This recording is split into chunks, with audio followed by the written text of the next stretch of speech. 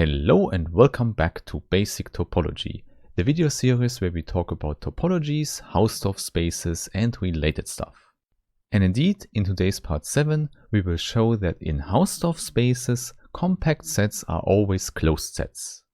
Maybe that does not surprise you for ordinary compact sets in Rn, but in general topology, this is something we need to prove.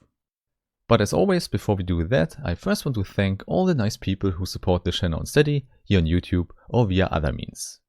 And as a reminder, you can click the link in the description to download additional material for the videos. And with that out of the way, we can immediately start recalling the definition of a Hausdorff space. It's actually not complicated at all, because it's just a topological space with one additional property. And in short, we can say it's always possible to separate two different points. And more precisely, this means that for two different points x and y from the set X, we can find two open sets, which we call ux and uy. And as always, open just means these are sets from the topology T.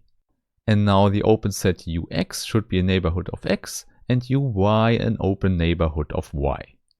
And we already know for an open set this is quite simple, it just means that the point itself lies in the set. And now finally, separating the points means that we can choose these two neighborhoods such that they are disjoint. Hence the intersection here should be just given by the empty set.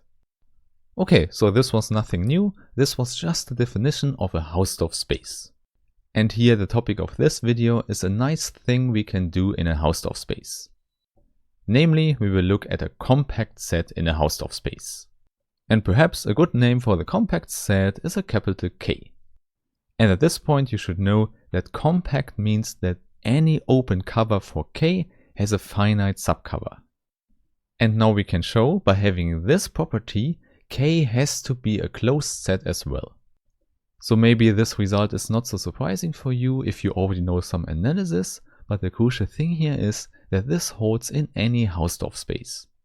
Which means we simply don't need any more structure than that. Okay, so now for the proof here, the picture might be quite clear. We have our topological space X, and then inside we have a subset K, which should be compact. And here you see everything outside of the set K is the complement of K, and we want to show that this complement is an open set. So please recall, this is exactly the definition of a closed set in a topological space. And in order to do that, the first step here should be to use the Hausdorff property from before. This explicitly means that we can separate a point P outside from a point Q inside. Hence, for the 2 points Q and P, we find two open neighborhoods that are disjoint. And now the thing is that we definitely need good names for them, so let's use the capital letters U and V. So in the picture here on the left we have an open set U and on the right an open set V. And now in the index I want to put P and Q because the choice of the two open neighborhoods definitely depend on the chosen points. And here please note that P and Q are always two different points because the one point lies in K and the other one in the complement. Hence, as stated before, we can always choose them in such a way that they are disjoint. And now since this works in general, we can fix the point P and vary the point Q in K. Therefore we can form the union of the neighborhoods where Q goes through K.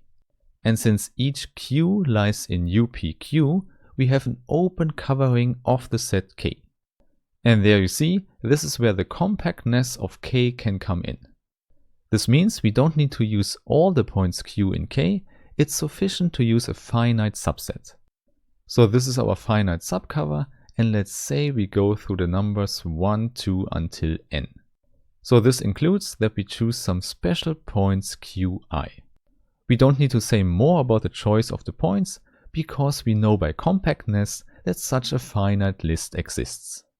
Moreover, corresponding to these sets U, we also have the sets V. And please don't forget, these are still open sets, and each V is disjoint to the corresponding U. Therefore, we can just look at the intersection of all the V sets. And this is a finite intersection, so the result is still an open set. And it can definitely not be the empty set because all of them contain our point P. So indeed the intersection here could be quite small, but it's still a neighborhood for the point P. So if we want, we can give this intersection a new name. Let's call it BP. And here you should note, because BP is the intersection of all the sets, BP is disjoint to all the U sets in the union here. In other words, it cannot have any overlap with the whole union. Which also implies that the intersection with K is empty as well. And obviously this holds no matter which point P we chose at the beginning. And this is really helpful because we can also form the union over all these sets BP.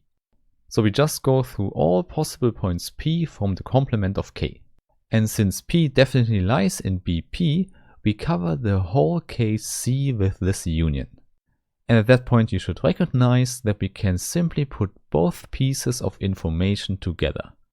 If the union here covers the whole complement of K, but we don't have any intersection with K itself, then we need to have an equality here.